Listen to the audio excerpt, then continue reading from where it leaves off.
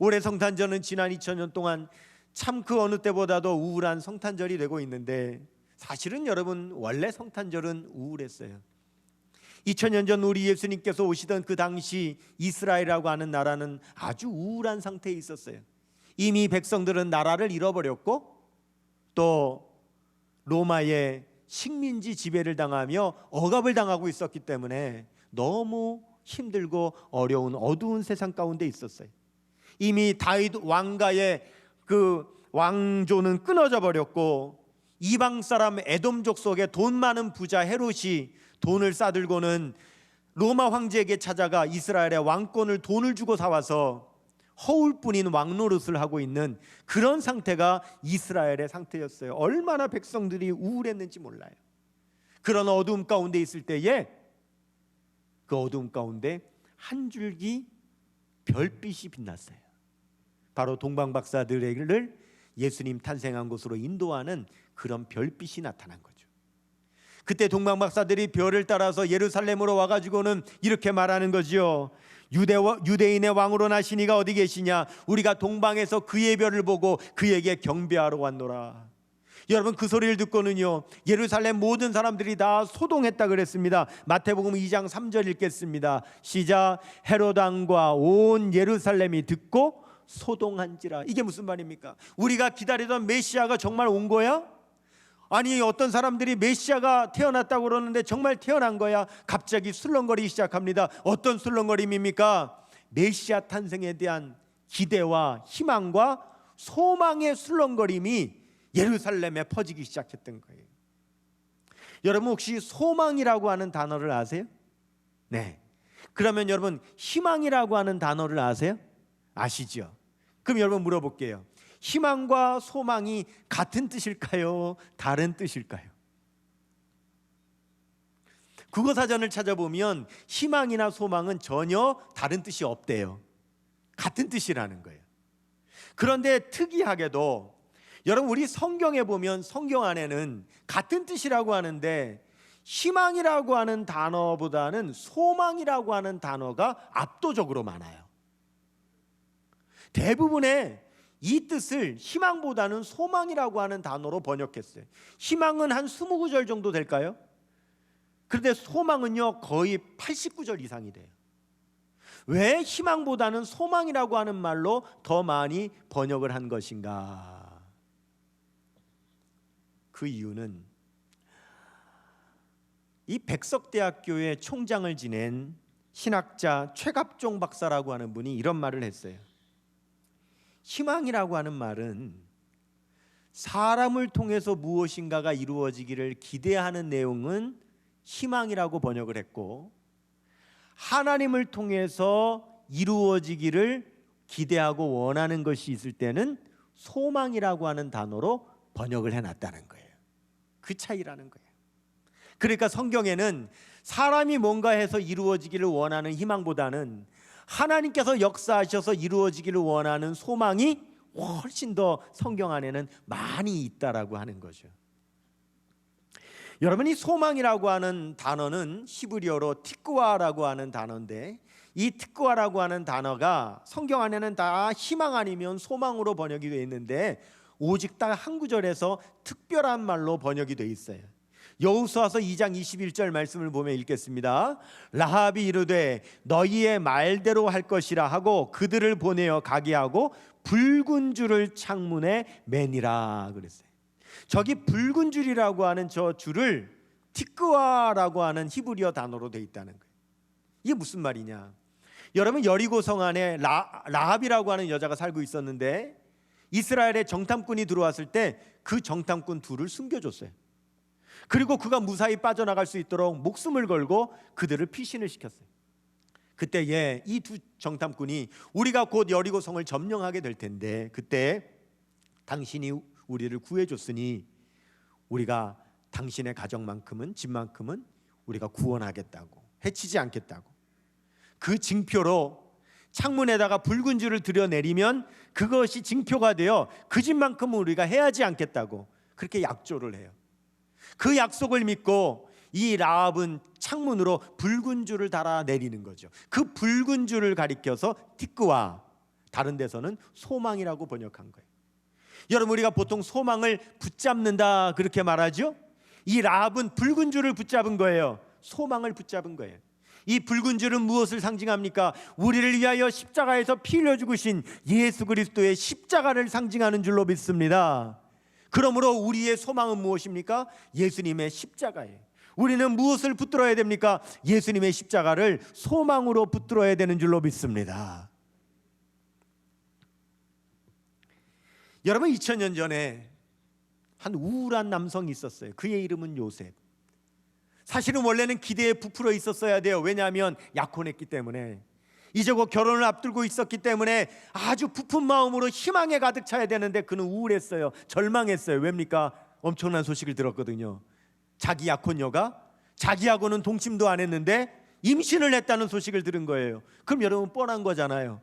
얼마나 절망적입니까? 만일 내 약혼녀가 임신했다는 소식이 퍼져나가면 그녀는요, 돌에 맞아 죽어야 되는 거예요. 그래서 그것만큼은 너무 착한 사람이니까 막아야 되겠다고, 내가 할 수 있는 최선의 방법은 가만히 파혼하는 것밖에 없구나, 이렇게 생각하고 있던 그날 밤이었어요. 그날 밤에 천사가 나타난 거예요. 그리고 그 천사가 절망 속에 사로잡혀 있었던 그 요셉에게 한 줄기 희망의, 소망의 줄을 내려줘요. 그 소망의 줄이 무엇인가? 바로 예언의 말씀이었어요. 여러분, 이사야 선지자를 통하여 예언의 말씀을 전합니다. 마태복음 1장 22절에서 23절 읽겠습니다. 이 모든 일이 된 것은 주께서 선지자로 하신 말씀을 이루려 하심이니, 이르시되 보라, 처녀가 잉태하여 아들을 낳을 것이요 그의 이름은 임마누엘이라 하리라 하셨으니, 이를 번역한즉 하나님이 우리와 함께 계시다 함이라 그랬습니다. 여러분, 여기 예언의 말씀은 바로 그 요셉이 있기 전에 700년 전에 있었던 이사야 선지자의 예언이에요. 본래 예언 말씀의 본문은 이렇습니다. 이사야 7장 14절이지요. 시작, 같이 읽어요. 그러므로 주께서 친히 징조를 너희에게 주실 것이라. 보라, 처녀가 잉태하여 아들을 낳을 것이요 그의 이름을 임마누엘이라 하리라 그랬습니다. 여러분, 이 이야기는 지금으로부터 따지면 2700년 전, 예수님께서 태어나시던 그때로부터도 700년 전의 이야기예요. 그때 어떤 일이 있었느냐? 그때는 남유다의 아하스라고 하는 왕이 다스리고 있었던 때인데, 이 아하스라고 하는 왕에게 소식이 들려오는데, 어떤 소식이 들려오느냐? 아람의 르신이라고 하는 왕하고 북이스라엘의 베가라고 하는 왕이 연합군을 이루어 가지고 남유다를 치겠다고 지금 군사를 이끌고 쳐들어 내려왔다는 거예요. 그 소식을 들으니까 이 아하스 왕이 얼마나 두려운지 자기 마음이 사시나무 떨리듯이 떨렸다고 그렇게 성경은 말씀합니다. 이사야서 7장 2절 보겠습니다. 같이 읽어요. 어떤 사람이 다윗의 집에 알려 이르되, 다윗의 집은 바로 아하스 왕을 말하는 거예요.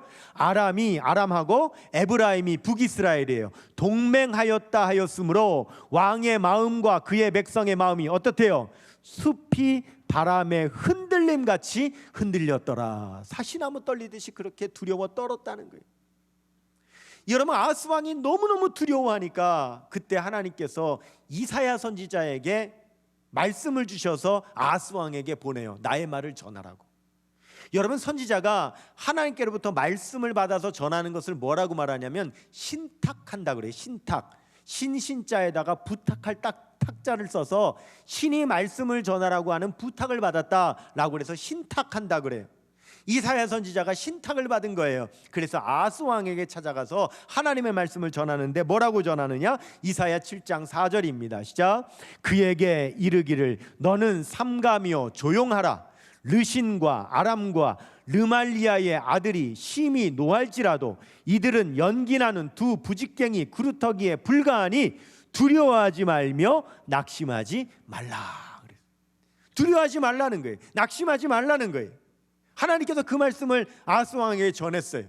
그리고는 뭐라고 말씀하시느냐? 이어서 7장 9절에 보면은요, 에브라임의 머리는 사마리아요 사마리아의 머리는 르마리아의 아들이니라. 만일 너희가 굳게 믿지 아니하면 너희는 굳게 서지 못하리라 하시니라. 하나님 뭐라고 하시는 거예요? 믿으라는 거예요. 지금 너를 쳐들어온 저 연합군은 부직갱이에 불과하다. 나무 쪼가리에 불과하다.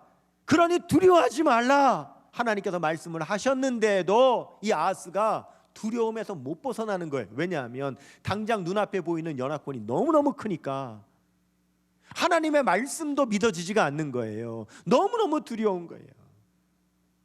그래서 하나님께서 이사야 선지자를 통해서 징조를 주시는 거예요. 두려워하지 않게 하시기 위해서 징조를 주시는데 그 징조가 바로 여러분 이사야 7장 14절입니다. 시작. 그러므로 주께서 친히 징조를 너희에게 주실 것이라. 보라, 처녀가 잉태하여 아들을 낳을 것이요 그의 이름을 임마누엘이라 하리라. 그랬어요. 여러분, 하나님께서 징조를 주신다는 거예요. 그 징조가 뭡니까? 처녀가 잉태하여 아들을 낳는 것이 징조가 된다는 거예요. 이 무슨 징조가 될까요? 여러분 보십시다. 지금 아하스 왕은 하나님의 말씀을 들어도 두려워하고 있어요. 왜요? 앞에 군대가 너무 크니까. 내 앞에 두려움이 너무 크니까. 그러면 보세요. 이거 아무것도 아니라고 하는 것을 하나님께서 징조를 보여주시려면 그 징조는 내가 두려워하는 것보다 더 커야 여러분 우리가 두려워하지 않게 되겠죠. 아멘입니까? 그렇지요. 그런데 그 징조가 뭐라는 거예요? 처녀가 잉태하여 아들을 낳는 것이 징조라는 거예요. 즉 처녀가 잉태하여 아들을 낳는 게 별게 아닌 게 아닌 거예요.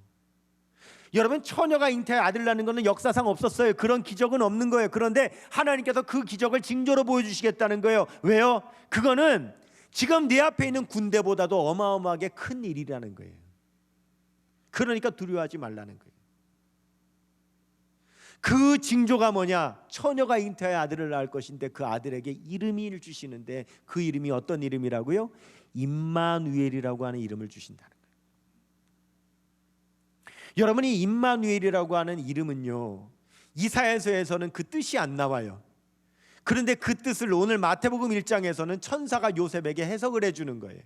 그 이름의 뜻이 뭡니까? 마태복음 1장 23절입니다. 시작. 보라, 처녀가 잉태하여 아들을 낳을 것이요 그의 이름은 임마누엘이라 하리라 하셨으니 이를 번역한 즉 뭐라고요? 하나님이 우리와 함께 계시다 함이라 하는 거예요. 여러분, 처녀가 잉태하여 아들을 낳으니 그 이름은 임마누엘이라 하리라. 그 이름이 하나님께서 우리와 함께 하신다는 거예요. 하나님께서 주신 징조가 뭐예요? 하나님께서 우리와 함께 하신다. 여러분, 아람 군대와 북이스라엘 군대가 연합으로 있어요. 그러지만 두려워하지 말라 그런 거예요. 그럼 부직갱이라는 거예요. 왜요? 누가 함께 하시니까? 하나님이 함께 하시니까. 여러분, 하나님께서 함께 하시는 징조를 주시는데 하나님 앞에는 여러분 그 큰 군대가 부지객기밖에 안 되는 줄로 믿습니다. 그러니까 그렇게 말씀을 하신 거예요. 여러분, 놀랍지 않아요? 처녀가 잉태하여 아들을 낳는다는 것도 말할 수 없는 큰 기적인데 그 아들이 누구라는 거예요? 하나님이시라는 거예요. 세상에 이렇게 큰 징조가 어디 있어요? 이렇게 위대하고 큰 여러분 기적이 어디 있어요? 그 징조 앞에는 이 세상에 그 어떤 두려움도 아무것도 아닌 것이 돼버린다는 거예요. 여러분, 혹시 살면서 가장 큰 소리 무슨 소리 들어보셨습니까? 대포 소리 들어보셨습니까? 천둥 소리 들어보셨습니까? 아니면은 뭐 지진 소리 들어보셨습니까? 뭐 어떤 소리 가장 큰 소리 들어보셨습니까? 어떤 분이 저한테 이렇게 얘기하더라고요. 그분이요, 자기는 세상에서 가장 큰 소리 들어봤는데 언제 들어봤냐? 본인이 어느 순간에 뇌출혈이 온 적이 있었대요. 뇌혈관이 터진 거죠. 뇌혈관이 터지는 순간 머리 안에서 자기가 지금까지 들어보지 못한 엄청나게 큰 소리가 나더래요. 여러분, 작은 핏줄 하나가 터지는데 자기 이 머리 안에서 어마어마하게 큰 뻥 하는 소리가 들리더라는 거예요. 여러분, 요한계시록에 보면 하나님께서 마지막 때 하나님의 역사를 나타내실 때 음성과 우레와 지진을 주신다고 하셨어요. 요한계시록 8장 5절 말씀에 보면 같이요, 천사가 향로를 가지고 제단불을 담아다가 땅에 쏟음에 우레와 음성과 번개와 지진이 나더라. 어마어마하게 큰 소리가 들린다는 거예요. 하나님께서 마지막 때 역사하실 때 왜 이렇게 큰 소리를 주십니까? 이 세상의 그 어떤 일보다 하나님께서 하시는 역사가 훨씬 더 크다는 것을 나타내시기 위해서 어마어마하게 큰 소리를 주시는 거예요. 아람과 이스라엘 연합군의 그 북이스라엘 연합군의 군대가 얼마나 크면 하나님께서 두려워하지 말라는 말씀을 주셔도 믿지 못하고 두려웠던 아하스 왕에게 하나님께서는 징조를 주시는데 임마누엘의 징조를 주셨어요.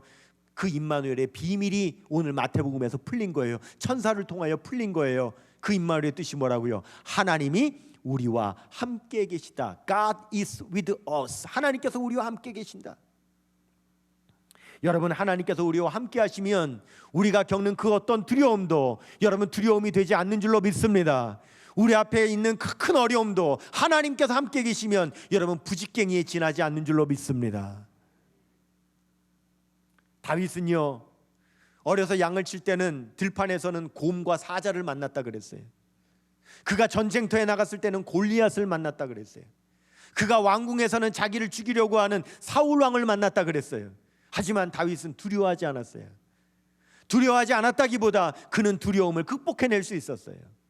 왜 그럴 수 있었습니까? 여러분, 다윗이 자기 앞에 있는 큰 어려움이 있었지만 어려움을 아무리 만나도 그가 두려움을 극복해낼 수 있었던 이유는 바로 다윗에게 임마누엘의 신앙이 있었기 때문이에요. 하나님께서 우리와 함께 하신다는 신앙이 있었기 때문에 다윗은 두려워하지 않았던 거예요. 여러분, 너무너무 잘 아시는 시편 23편이 어떻게 됩니까? 여호와는 나의 목자시니 내게 부족함이 없으리로다. 그가 나를 푸른 풀밭에 누이시며 쉴만한 물가로 인도하시는도다. 내 영혼을 소생시키시고 자기 이름을 위하여 의의 길로 인도하신도다. 내가 사망의 음침한 골짜기로 다닐지라도 해를 두려워하지 않을 것은 뭐예요?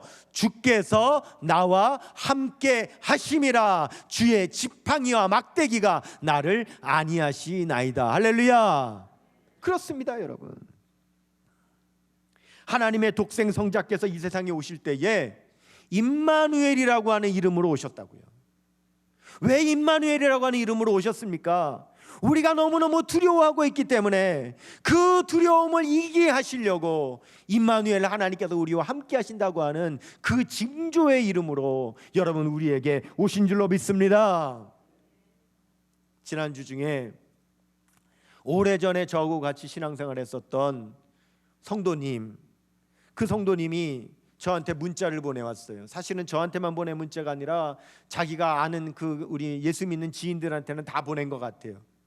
다급하게 문자가 왔어요. 무슨 문자가 왔느냐, 전주일날 자기네 교회에 확진자가 예배를 드렸다는 거예요. 예배 드린 분이 확진자가 된 거예요. 그래서 자기가 그 예배를 옆에서 같이 드린 거예요. 그 보건소에서 연락이 왔대요. 역학조사를 해가지고 당신이 확진자하고 같이 예배를 드렸으니 빨리 보건소 와서 검사를 받으라고 연락이 왔다는 거예요. 그래 지금 보건소에서 기다리고 있는데 갑자기 두려움이 막 물밀듯이 밀려온다는 거예요. 왜요? 지금 검사를 했는데 자기가 확진자로 밝혀지면, 자기가 확진자로 드러나면 어떤 일이 벌어집니까? 여러분, 같은 집안에 있었던 남편도 걸렸을 거 아니에요. 그 남편이 공무원이라는 거예요. 그러면 그 남편 직장에서는 어떻게 되겠냐는 거예요. 그 직장 사람들도 다 재택근무해야 되고 뭐 검사해야 되고, 자기 때문에 자기 남편 또 자기 남편 직장까지 이어질 걸 생각하니까 너무 두렵더라는 거예요. 그리고 자기 자녀들 있는데 자기 자녀들도 걸렸을 거 아니에요. 그러면 자녀들 학교마다 어떻게 되겠어요? 학교마다 학교 전교생들이 또 다 검사를 해야 될 거 아니에요. 자기 한 사람 때문에 그렇게 퍼져나갈 것을 생각하니까 너무너무 두려워가지고 이분이 견디지를 못하는 거예요. 그래서 제발 기도 좀 해달라고, 목사님 너무 두려워요, 기도해 주세요. 그리고 문자가 온 거예요. 기도를 했어요. 그리고 바로 다음 날 검사 결과가 나왔는데 음성으로 나왔어요. 자기뿐만 아니라 그날 예배드렸던 교회 모든 성도들도 다 음성이 나온 거예요. 그분이 얼마나 기뻤든지 보건소에서 문자가 오더라고요. 뭐 아무개 검사하신 분 음성으로 판명났습니다라고 문자가 오는데 그걸 아예 캡처를 해가지고 보내줬어요. 목사님 저 음성이래. 왜? 나 하나 음성이 됐으니까 남편도 걱정 없고 자녀도 걱정 없고 그 다음에 다 걱정이 없어졌잖아요. 그 결과 나올 때까지 너무너무 두려웠다는 거예요. 여러분, 두려움은 멀리 있지 않아요. 두려움은 우리 옆에 가까이 있어요. 만일 여러분 우리의 삶에 두려움이 없다면 우리 예수님께서 이 세상에 임마누엘로 오시지 않으셨을 거예요. 예수님께서 왜 임마누엘로 오셨습니까? 왜 하나님께서 우리와 함께 하신다는 이름으로 오셨습니까? 우리에게 두려움이 있기 때문에, 그 두려움을 극복하게 하시려고, 그 두려움을 이겨내게 하시려고 우리에게 임마누엘의 이름으로 오신 줄로 믿습니다. 그렇습니다. 이사야 41장 10절은 말씀합니다. 두려워하지 말라, 내가 너와 함께 함이니라. 놀라지 말라. 나는 내 하나님이 됨이니라. 내가 너를 굳세게 하리라. 참으로 너를 도와주리라. 참으로 나의 의로운 오른손으로 너를 붙들리라. 제가 2003년도에 처음으로 외국을 나가보게 됐어요. 제가 처음 나간 외국은 중국이었어요. 교회에서 파송한 선교사님이 중국 선교사님이었는데 그 선교지를 방문하게 되느라고 처음 외국을 나가게 된 거예요.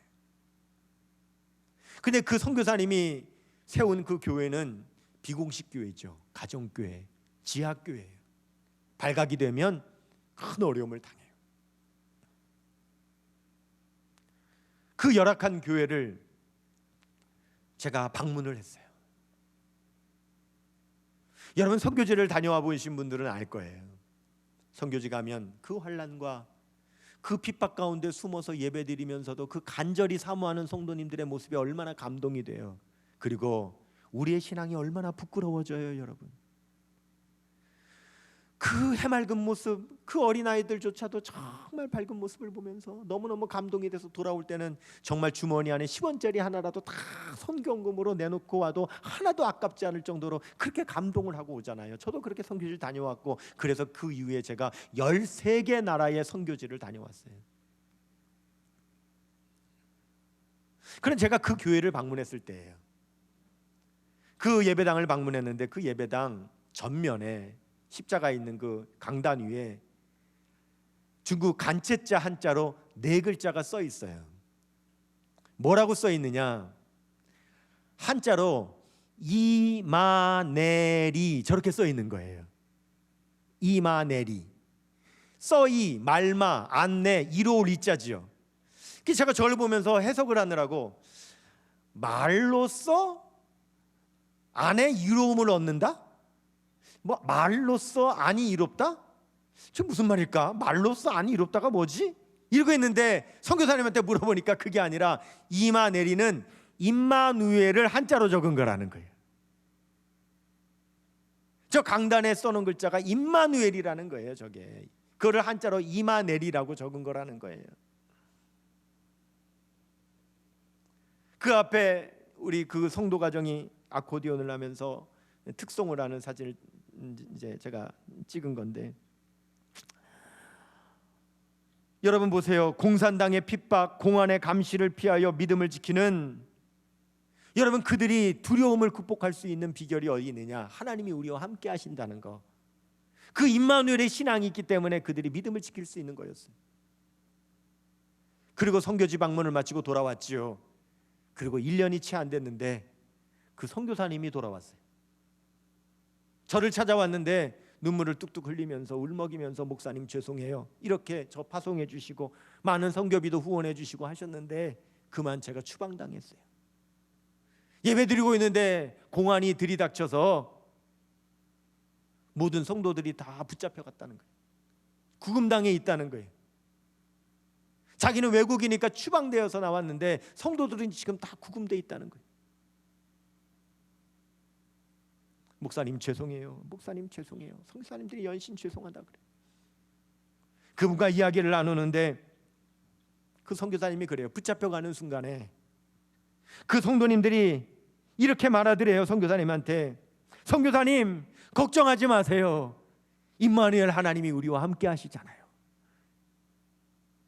선교사는 추방당하면 그만입니다. 하지만 그 안에 성도들은 잡혀가면 어린아이들까지 다 잡혀갔는데 어떻게 될지 모르는 거예요. 그런데도 그들은 도리어 선교사님 걱정을 하면서 자기들 걱정하지 말라고. 왜? 임마누엘의 하나님이 함께 하시니까. 여러분, 만일 우리에게 임마누엘의 이름을 주시지 않으셨다면 우리가 어떻게 됐을까요? 우린 지금보다 훨씬 더 많은 두려움에 휩싸여 있었을 거예요. 하지만 임마누엘의 이름이 있기 때문에, 하나님께서 우리와 함께 하시기 때문에 우리는 두려움 가운데도 절망하지 않고, 우리 앞에 닥친 두려움이 부치깽이같이 하나님 앞에 아무것도 아니라고 우리가 오늘도 이겨내며 극복하며 승리하는 그런 신앙생활을 하고 있는 줄로 믿습니다. 성탄절에 임마누엘의 신앙으로 오신 그 예수 그리스도의 이름, 여러분, 하나님께서 우리와 함께 하시는 그 이름으로 승리하시는 우리 모든 성도님들 다 되시기를 주님의 이름으로 축원합니다.